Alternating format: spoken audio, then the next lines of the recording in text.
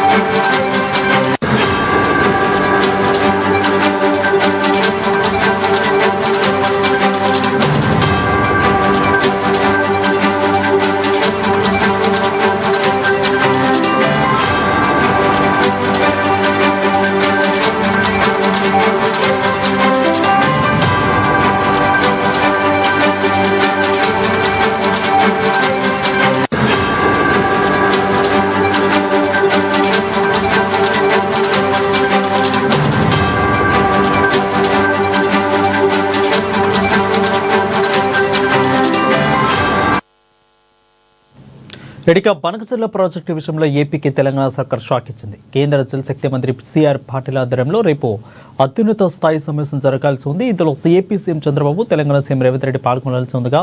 అయితే ఇక రేవంత్ రెడ్డి చెప్పినట్లుగా తెలుస్తోంది. ఈ చర్చ అవసరం లేదన్నట్లుగా హాజరు కావాలంటూ జలశక్తి చెప్పగా లేఖ రాసింది. దీనికి సమావేశంలో అజెండా పంపాలని పేర్కొంది. అయితే బనకచెర్లపై చర్చించాలంటూ ఏపీ సింగిల్ అజెండా ఇచ్చింది.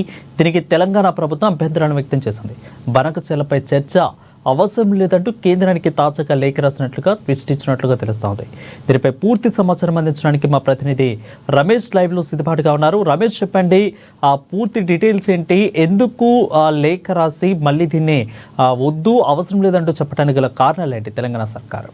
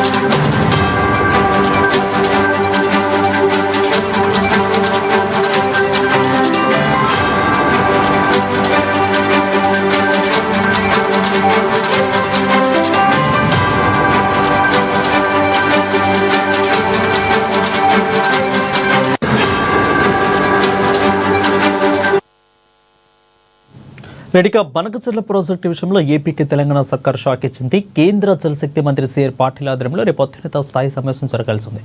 ఇందులో ప్రముఖంగా ఏపీ సీఎం అదేవిధంగా తెలంగాణ సీఎం పాల్గొనాల్సి ఉందిగా తెలంగాణ సర్కారు బిగ్ ట్విస్ట్ని ఇచ్చినట్లుగా తెలుస్తోంది. అయితే మరింత సమాచారం మా ప్రతినిధి రమేష్ లైవ్లో అందుబాటులో ఉన్నారు. రమేష్, చెప్పండి, ఎందుకు ఈ రకమైన తెలంగాణ ప్రభుత్వం తెలంగాణ సర్కార్ నిర్ణయం తీసుకుంది? ఆల్రెడీ కూడా మీటింగ్ ఏర్పాటు చేస్తాము, అవసరమైతే ఎప్పుడు మీరు వీలుంటుందో చెప్పాలి అంటూ కూడా ఇటు రెండు తెలుగు రాష్ట్రాలకి కేంద్ర ప్రభుత్వం చెప్పింది. అయినా కానీ ఇక్కడ తెలంగాణ సర్కార్ ఎందుకు దీన్ని వెనకడుగు వేయాల్సి వచ్చింది? ఏదైతే ఏపీ తెలంగాణ రెండు రాష్ట్రాలకు సంబంధించి బనకచెర్ల ప్రాజెక్టు ప్రస్తుతం వివాదాస్పదంగా మారింది వరుణ్. దీనికి సంబంధించి రేపు కేంద్ర జలశక్తి మంత్రిత్వ శాఖ ఆధ్వర్యంలో ఇటు తెలంగాణ సీఎంతో పాటు అటు ఏపీ సీఎం రెండు రాష్ట్రాల ముఖ్యమంత్రులను కలిసి చర్చిస్తామని కూడా కేంద్ర ప్రభుత్వం చెప్పడం జరిగింది. ముఖ్యంగా బనకచెర్లపై ఇటు అభ్యంతరాలు వ్యక్తం చేస్తున్న నేపథ్యంలో, తెలంగాణ ప్రభుత్వం అభ్యంతరం వ్యక్తం చేస్తున్న నేపథ్యంలో రేపు చర్చించే ఎజెండా అంశాలను కూడా కేంద్ర ప్రభుత్వం నుంచి కోరడం జరిగింది. ఇరు రాష్ట్రాలకు సంబంధించినటువంటి ముఖ్యమంత్రులు, జలవనరుల నిపుణులు సంబంధించి వాళ్ళు ఎట్లాంటి నివేదిక ఎజెండా అంశాలపై చర్చించాలనుకుంటున్నారో అంశాన్ని కూడా కోరడం జరిగింది. ఏపీ ప్రభుత్వం సింగిల్ పాయింట్ ఎజెండాగా బనకచెర్ల ప్రాజెక్టును చేర్చడం జరిగింది. కానీ తెలంగాణ ప్రభుత్వం మాత్రం ఏపీ ప్రభుత్వం చెప్పినటువంటి బనకచెర్ల సింగిల్ పాయింట్ ఎజెండాని చర్చించాల్సిన అవసరం లేదు అంటూ స్పష్టం చేయడం జరిగింది. దానికి సంబంధించి ఇతర అంశాలను చర్చించాలి. ముఖ్యంగా కృష్ణాపై పెండింగ్లో ఉన్నటువంటి నీటి ప్రాజెక్టుల అనుమతులకు సంబంధించి, అట్లాగే నీటి కేటాయింపులు, గతంలో కేంద్రం నుంచి మన తెలంగాణకి ఇచ్చిన హామీ ప్రకారం పాలమూరు, డిండి ప్రాజెక్టులను జాతీయ హోదాలుగా గుర్తించాలంటూ కోరడం జరిగింది. అట్లాగే తొమ్మిడిహెట్టి వద్ద నిర్వహించిన ప్రాణహిత ప్రాజెక్టుకు 80 టీఎంసీల నీటి కేటాయింపులో ఏబీఐపి సహాయంతో పాటు ఇచ్చంపల్లి వద్ద 200 టీఎంసీ వరద జలాలకు సంబంధించి వినియోగానికి కొత్త ప్రాజెక్టు నిర్మాణానికి సంబంధించినటువంటి ఇలాంటి అంశాలు అనేకం ఉన్న నేపథ్యంలో వాటిపై చర్చించాలంటూ కూడా తెలంగాణ ప్రభుత్వం కోరింది. కానీ ఏపీ ప్రభుత్వం ప్రతిపాదించినటువంటి సింగిల్ పాయింట్ ఎజెండా బనకచెర్లపై చర్చించాల్సిన అవసరం లేదు. ఎందుకంటే ప్రాజెక్ట్ అనేది అనుమతులు లేకుండా నిబంధనలకు వ్యతిరేకంగా నిర్మించడానికి ఏపీ ప్రభుత్వం ప్రయత్నిస్తుంది అనేది తెలంగాణ వాదనగా చెప్పిన నేపథ్యంలో దాన్ని ఉటంకిస్తూ ఈరోజు ఉదయం లేఖ కూడా రాయడం జరిగింది. ఇప్పటికే అక్కడ ఏపీ సీఎం కూడా 2 రోజుల పాటు పర్యటన కోసం ఢిల్లీకి వెళ్ళారు. ఈరోజు రేపు కూడా ఢిల్లీలోనే ఉంటారు. రైట్ రమేష్, అయితే సీఎం రేవంత్ రెడ్డి నేనే పక్కనున్న సీఎం చంద్రబాబు నాయుడిని, పక్కనున్న తెలుగు రాష్ట్రం ఏపీ సీఎంను కూడా ఆహ్వానిస్తాను, మాట్లాడుకుందామని అన్న వ్యక్తి ఇప్పుడు ఎందుకు సడన్గా దీన్ని అభిప్రాయాన్ని మార్చుకున్నారు? అంటే కేంద్రము ఇద్దరిని పిలిచి కలిసి కూర్చోబెట్టడం ఇష్టం లేకనా, లేదంటే అసలు ఎందుకు దీని మీద అవసరం లేదు చర్చ అన్నట్లుగా ఎందుకు లేఖను రాయాల్సి వచ్చింది? ఏపీ ప్రభుత్వం సింగిల్ పాయింట్, ఇప్పుడు మనం ముందుగా చెప్పుకున్నట్టుగా రెండు రాష్ట్రాలకు సంబంధించినటువంటి ప్రభుత్వాలను కేంద్రం నుంచి జలశక్తి మంత్రిత్వ శాఖ కోరడం జరిగింది. ఏ అంశాలపై మీరు చర్చించాలనుకుంటున్నారో అజెండాలను చేర్చాలంటూ కూడా వారు కోరడం జరిగింది. కానీ తెలంగాణకు సంబంధించి అనేక రకమైనటువంటి పెండింగ్ ప్రాజెక్టులు, అట్లాగే నిధులకు సంబంధించి టీఎంసీ వాటాల పంపకం, నీటి వాటాల పంపకం సంబంధించినటువంటి అంశాలు అనేకం రాసిన నేపథ్యంలో ఏపీ ప్రభుత్వం మాత్రం కేవలం బనకచెర్ల ప్రాజెక్టు మాత్రమే తమ చర్చా ఎజెండాగా చెప్పింది. కాబట్టి సింగిల్ పాయింట్ ఎజెండా, అందులో బనకచెర్ల ప్రాజెక్టుకు చట్టబద్ధత లేదు, దానికి అనుమతులు లేకుండా కొనసాగుతున్న నేపథ్యంలో ఆ అంశంపై చర్చించాల్సిన అవసరమే లేదు అనేది తెలంగాణ ప్రభుత్వ వాదన. ముఖ్యంగా మన పోలవరం ప్రాజెక్టులో అంతర్భాగంగా ఏదైతే బనకచెర్ల ప్రాజెక్టును చెప్తుంది ఏపీ ప్రభుత్వం, అందులో పోలవరం ప్రాజెక్టులో ఉన్నటువంటి మిగులు జలాలు 200 టీఎంసీ నీళ్లకు సంబంధించి ఆ మిగులు జలాలను రాష్ట్ర ప్రభుత్వ ప్రజల తాగునీటి, సాగునీటి అవసరాల కోసమే వినియోగించుకుంటాం. ఒకవేళ ఈ ప్రాజెక్టు చేపట్టకపోతే కనుక 200 టీఎంసీలు వృధాగా సముద్రంలో కలిసిపోతాయి అనేది ఏపీ వాదన చెప్తున్న నేపథ్యంలో, కానీ ఇప్పటికే ఏపీ ప్రభుత్వానికి సంబంధించి బనకచెర్ల ప్రాజెక్టుకు చట్టబద్ధత లేదు. అట్లాగే ఏదైతే పోలవరం ప్రాజెక్టులో అంతర్భాగంగా కూడా ఈ బనకచెర్ల లేదు, డిపిఆర్లో కూడా ఈ అంశం లేదు అనేది సెంట్రల్ వాటర్ కమిషన్ తేల్చింది. అట్లాగే గోదావరి వాటర్ ట్రిబ్యునల్స్ బోర్డు కూడా స్పష్టం చేసింది. దీంతోపాటు బనకచెర్ల ప్రాజెక్టుకు సంబంధించి ఏపీ ప్రభుత్వం వైలేషన్స్ అనేది చాలా క్లియర్గా తెలుస్తుంది. ముఖ్యంగా తెలంగాణ రాష్ట్రం లోయర్ ఏదైతే 2023లో 1956 సెక్షన్ 3 ప్రకారం అంతర్రాష్ట్ర జల వివాదాలను పరిష్కరించుకునేందుకు గోదావరి ట్రిబ్యునల్ను ఏర్పాటు చేయాలనేది ఏపీ ప్రభుత్వం కోరింది. ఇప్పటికే గోదావరికి సంబంధించినటువంటి ట్రిబ్యునల్ కూడా ఏర్పాటు చేసేటువంటి అవకాశం ఉంది. దీంతో పాటు ప్రాజెక్టుకు సంబంధించినటువంటి పోలవరం అథారిటీ కూడా చెప్పడం జరిగింది. బనకచెర్ల ప్రాజెక్ట్ అనేది ఈ డిపిఆర్లో లేదు కాబట్టి దానికి అవసరం అనుకుంటే పోలవరం మొత్తం డిజైన్ని మారుస్తూ డిపిఆర్ని చేంజ్ చేసి సమర్పించాలి, లేదంటే ప్రత్యేకంగా బనకచెర్లకు ప్రాజెక్టుకు డిపిఆర్ సమర్పించాలని కోరడం జరిగింది. కాబట్టి దానికి చట్టబద్ధత అనేది లేదు కాబట్టి అంశంపై చర్చించాల్సిన అవసరం లేదు అనేది తెలంగాణ వాదన. అట్లాగే రాష్ట్ర విభజన చట్టం 2014 షెడ్యూల్ 11 ప్రకారం చూసుకుంటే కనుక తెలంగాణ రాష్ట్రం కానీ ఏపీ కానీ కొత్త ప్రాజెక్టుని చేపట్టాలనుకుంటే కనుక ముందుగా అపెక్స్ కౌన్సిల్ అనుమతి లేకుండా కొత్త ప్రాజెక్టును చేపట్టడానికి వీల్లేదు.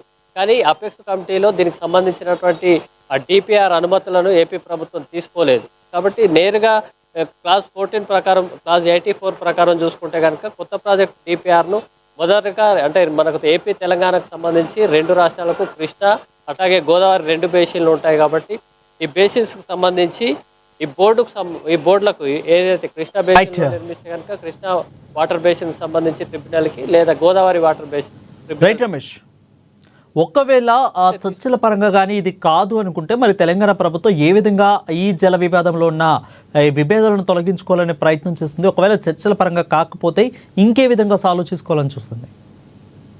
మొదటగా ఏపీ ప్రభుత్వం అనేది ఒక క్లియర్ ఎజెండా అనేది క్లియర్గా ఉండాల్సినటువంటి అంశం ఉంది వరుణ్. ముఖ్యంగా తెలంగాణ ఏదైతే రాష్ట్ర విభజన సమయంలో అంత ఒప్పందాల ప్రకారము తెలంగాణకు రావాల్సినటువంటి వాటర్ సోర్సెస్ ఏవైతే ఉన్నాయో నికర జలాల పంపిణీని లెక్క తేల్చాల్సి ఉంది. అట్లాగే అప్పటి ఉమ్మడి రాష్ట్రానికి సంబంధించి గోదావరి అవార్డు ప్రకారం చూసుకుంటే కనుక 1400 నికర జలాల వాటా మనకు ఉంది. అందులో తెలంగాణకు కేటాయించింది 968 టీఎంసీలు. దీనికి సంబంధించి గతంలో 2014 ఫిబ్రవరిలో కూడా విభజన చట్టం ముసాయిదాను కూడా కేంద్ర ప్రభుత్వానికి పంపడం జరిగింది. అట్లా ఏదైతే పెండింగ్లు ఉన్నాయో అట్లాగే వాటర్ ట్రిబ్యునల్స్ తీర్పులు కూడా ఉన్నాయి. ఇప్పుడు ముఖ్యంగా చెప్తున్నటువంటి మాట 3000 టీఎంసీ నీళ్లు వృధాగా సముద్రంలో కలుస్తున్నాయని ఏపీ ప్రభుత్వం వాదిస్తున్న నేపథ్యంలో మనకు 1450 టీఎంసీలు తెలంగాణ వాటాగా రావాల్సి ఉంది. దీనికి సంబంధించి వీటి లెక్కలను గమనంలో పెట్టుకొని తెలంగాణ ప్రభుత్వం అనేది వివిధ రకాల ప్రాజెక్టులను కూడా ఇప్పటికే ప్రపోజల్స్ పంపించడం జరిగింది. నిధులకు సంబంధించి కానీ లేదా ఇతర అడ్డంకులు ఉన్న నేపథ్యంలో అవన్నీ ఆగిపోయినటువంటి పరిస్థితి ఉంది. తెలంగాణలో 1450 టీఎంసీలకు రావాల్సినటువంటి వాటా ఏదైతే ఏపీ ప్రభుత్వం చెప్తున్న లెక్కల ప్రకారమే 3000 టీఎంసీలు కనుక సముద్రంలో కలిస్తే మన వాటా సుమారు 3000 టీఎంసీలు, 1450 టీఎంసీలు తెలంగాణ ప్రభుత్వానికి రావాల్సి ఉంది.